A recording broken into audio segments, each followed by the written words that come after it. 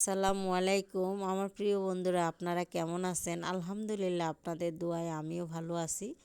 আর দেখেন কি সুন্দর সরিষা হয়েছে, ফুলগুলাও খুব সুন্দর, দেখে মন প্রাণ জুড়িয়ে যায়। আর এত সুন্দর হয়েছে সরিষাগুলা, খুবই সুন্দর ফুল হয়েছে, ফুটছে। আর সরিষাও ফুলের মাঝে মাঝে হয়েছে, অনেকটা বড় বড় হয়ে গেছে গাছ।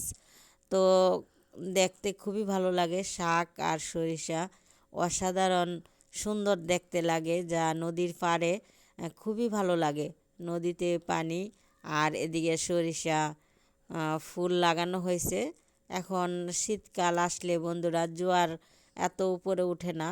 আর যখন বৃষ্টির সিজন আসে তখন এই এই জায়গাগুলো পুরাটাই পানিতে ভরে যায়। এখন বৃষ্টির সিজন নাই, তাইতে আর কি এই জায়গাগুলা সরিষা লাগানো হয়েছে। আর এখন এখন আর জোয়ার আসে না বন্ধুরা। জোয়ার আসবে যখন বৃষ্টির সিজন আসবে, তখন এগুলা সব ভরে কানায় কানায় ভরে যাবে পানিতে, অপূর্ব শুধু মনে হবে পানি আর পানি। আর এখন দেখেন শুকনো সিজনে জোয়ার অল্প একটু আসে, তার জন্য সরিষা লাগানো হয়েছে। আর খুব সুন্দর সরিষা, এগুলা সরিষা হলে ভাঙানো হবে তেলের জন্য। আর ফুল বড়াও করে খাওয়া যায়, তারপরে বাটাও খাওয়া যায় ফুল।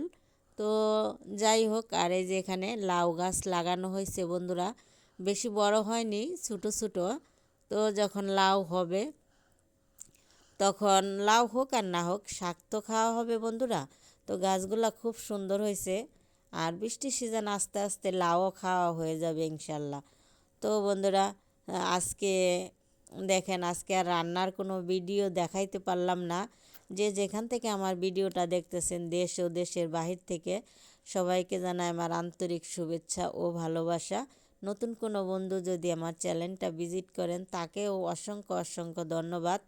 তো দেখেন, এই যে রান্না হয়েছে আজকে, আমার যা রান্না করেছে পাতাকপি, আর এই যে এখানে মুরগির গোশ পাতাকপি দিয়ে কই মাছ দিয়ে রান্না করেছে।